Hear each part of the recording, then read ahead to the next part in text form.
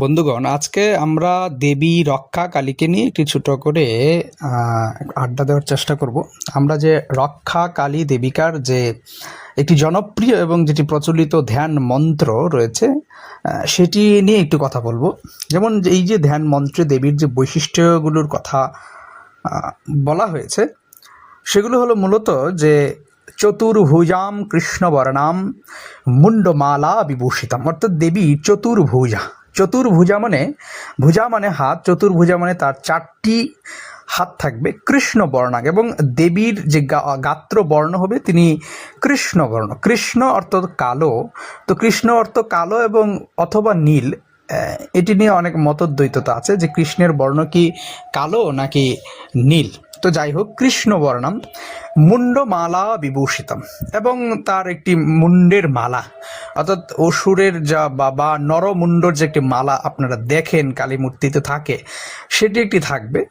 এবং পরবর্তীতে যেটি থাকবে যে খর্গঞ্চ দক্ষিণে পানৌ বিব্রতিন্দি বরদ্বয়ম, অর্থাৎ এই যে দক্ষিণে পান অর্থাৎ দক্ষিণ হাত মানে ডান হাতের তিনি ক্রমানুসারে উপরে থাকবে একটি তরবারি একটি ধারণ করবেন, খর্গঞ্চ তরবারির ন্যায়, এবং অন্য হাতে যেটি থাকবে বিব্রতিন্দি বরদ্বয়ম, এবং একটি নীল পদ্ম যুগল, একটি না কিন্তু মানে দুটি নীল পদ্মের কথা বলা হচ্ছে দ্বয়ম শব্দের উল্লেখে।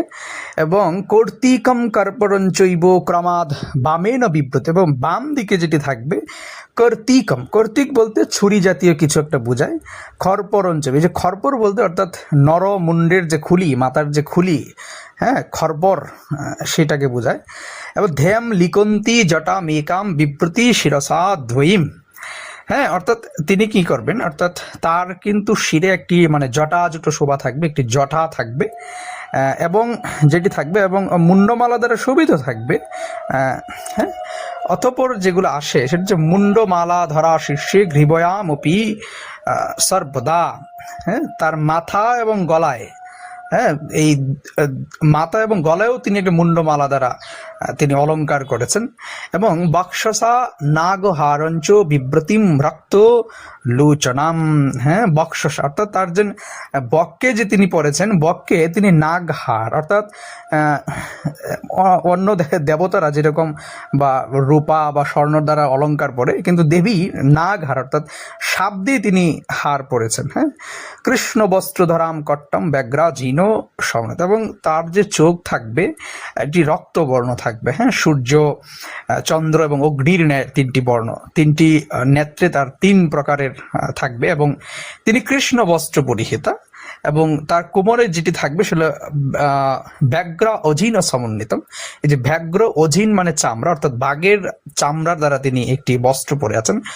বাম পাদম শবরিদি সমস্তাপ্য দক্ষিণম পদম, তিনি তার বাম পাটি শবের হৃদয়ের উপর, অর্থাৎ এই যে শিব রূপে মানে মৃত রূপে যে শিব শুয়ে আছেন তার পায়ের নিচে, তা তার মানে শিবের বুকে তার বাম পাটি থাকবে, এবং ডান পা থাকবে একটি সিংহের উপর, এবং বিন্যস্ত সিংহের লেলিহানাম শবম স্বয়ং, এবং একটি তার লেলিহান ভঙ্গিতে তিনি দুইটি শব চেটে চেটে খাচ্ছেন এরকম একটি ভঙ্গিমা। সা অট্টহাস মহা ঘুর রাবাম ইউক্তাম সুভীষণ, এবং তিনি অট্টহাসে মত্ত এবং মানে একটি ভয়ঙ্কর তিনি একটি রূপ ধারণ করেছেন। এই যে রূপ, এইভাবেই কিন্তু দেবীর রক্ষা কালীকে ধ্যান মন্ত্রে আমরা পাওয়া যায় যে দেবী এরকম রূপই আবির্ভূত হয়ে তিনি ভক্তদের রক্ষা করেন, বিদায় তিনি রক্ষা কালী। তো বন্ধু, আমরা পরবর্তী কোনো ভিডিওতে অন্য কোনো বিষয় নিয়ে আলোচনা করব, আড্ডা দিব।